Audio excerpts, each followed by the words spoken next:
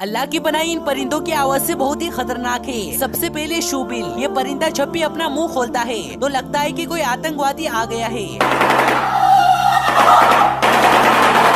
Next laughing Kookaburra, इसकी आवाज तो ऐसी है कि जैसे कोई चुड़ैल हंस रही हो।